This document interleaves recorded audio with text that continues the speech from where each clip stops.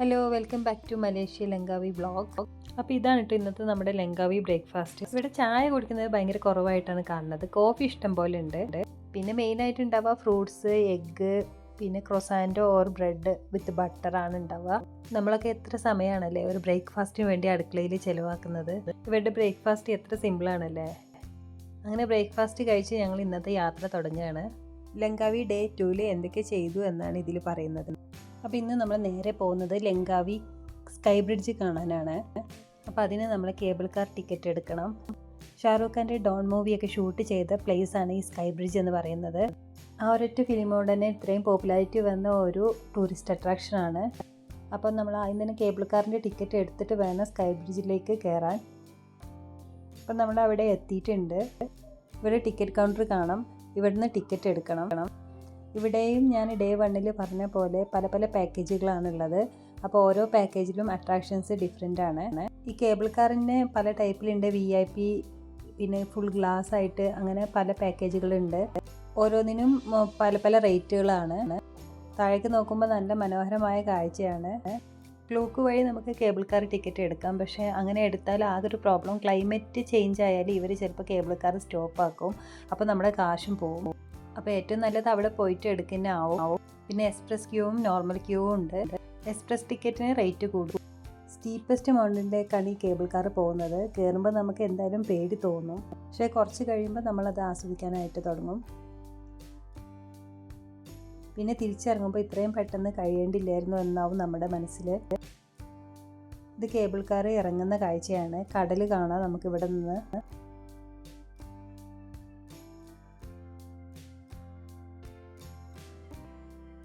ഇതൊരു സ്റ്റേഷനാണ്. ഇവിടെ നമുക്ക് ഇറങ്ങിയിട്ട് ഇവിടെ ഒരു ഈഗിൾ വാച്ചിങ് പോയിൻ്റ് ഉണ്ട്. അവിടെ നിന്ന് ഫോട്ടോസൊക്കെ എടുക്കാം. നമുക്ക് വേണ്ടത്ര ടൈം ഇവിടെ നിന്നിട്ട് നമുക്ക് അടുത്ത കേബിൾ കാർ വരുമ്പോൾ നെക്സ്റ്റ് സ്റ്റേഷനിലേക്ക്, അതായത് ടോപ്പ് സ്റ്റേഷനിലേക്ക് പോകാം.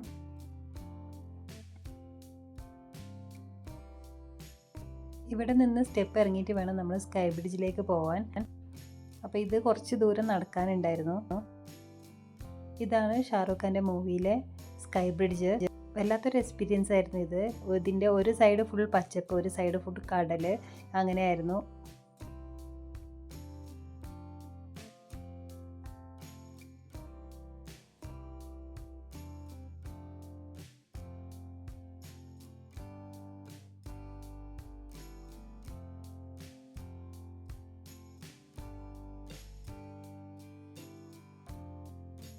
ഇവിടെ നമുക്ക് അത്യാവശ്യം വേണ്ട ഫുഡൊക്കെ കിട്ടും.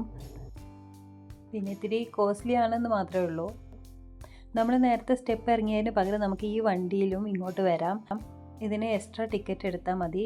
1 വേയും 2 വേയും എടുക്കാം. അപ്പോൾ നമ്മൾ റിട്ടേൺ അടിച്ച ടൈമിൽ ഈ വണ്ടിയിലാണ് ടിക്കറ്റ് എടുത്തിട്ട് പോയത്. കാരണം ഈ ഇറങ്ങിയത് ഫുള്ള് കയറണമല്ലോ എന്ന് വിചാരിച്ചപ്പോൾ ഇതാവും നല്ലതെന്ന് തോന്നി. പിന്നെ ഇവിടെ കണ്ടൊരു അട്രാക്ഷൻ ഇതാണ് ലവ് ലോക്ക്. സംഭവം വേറെ ഒന്നുമില്ല, നമുക്ക് ഇഷ്ടമുള്ള ആൾക്കാരെ പേര് വെച്ചിട്ടൊരു ലോക്ക് നമുക്ക് ഉണ്ടാക്കാം. എന്നിട്ട് ഇവിടെ കൊളുത്തിടാം. കുറേ പേര് ഉണ്ടാക്കി ഇതുപോലെ കൊളുത്തി ഇട്ടിട്ടുണ്ട്. ഓരോരുത്തരും ഇഷ്ടമുള്ള ആൾക്കാരുടെ പേരൊക്കെ എഴുതിയിട്ട്. ഇതിന് ചാർജ് ചെയ്യുന്നുണ്ട്. കുറച്ച് അത്യാവശ്യം നല്ല ചാർജ് ഉണ്ട്. പക്ഷേ ഇതിങ്ങനെ തൂക്കിയിട്ട് കാണാൻ നല്ല ഭംഗിയുണ്ടായിരുന്നു കേട്ടോ. ഇതൊക്കെയാണ് ഇവിടുത്തെ മെയിൻ അട്രാക്ഷൻസ്. ഇതിൽ തന്നെ എഴുതിയിട്ടുണ്ട് സൗത്ത് പ്ലാറ്റ്ഫോമിലും നോർത്ത് പ്ലാറ്റ്ഫോമിലും എന്തൊക്കെയാണ് അട്രാക്ഷൻസ് ഉള്ളതെന്ന്. അപ്പോൾ നമ്മൾ ഇനി തിരിച്ചിറങ്ങാനുള്ള പരിപാടിയിലാണ്. ഇറക്കത്തിൽ നമുക്ക് ചെറിയൊരു പേടിയൊക്കെ തോന്നും.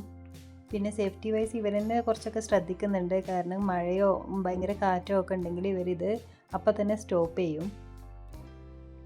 കേബിൾ കാറിൽ നിന്ന് ഇറങ്ങി തിരിച്ച് നടന്നുകൊണ്ടിരിക്കുകയാണ്. അപ്പോഴാണ് വാച്ച് സാൻഡ് കണ്ടത്. അപ്പോൾ ഒരു കൗതുകം തോന്നി. മക്കളുടെ കൈ ഇതുപോലെ ചെയ്യിപ്പിച്ചു.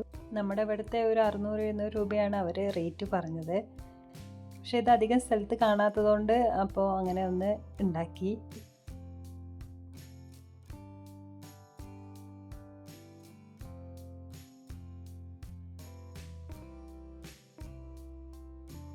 ഒരു 15 മിനിറ്റൊക്കെ എടുത്തു.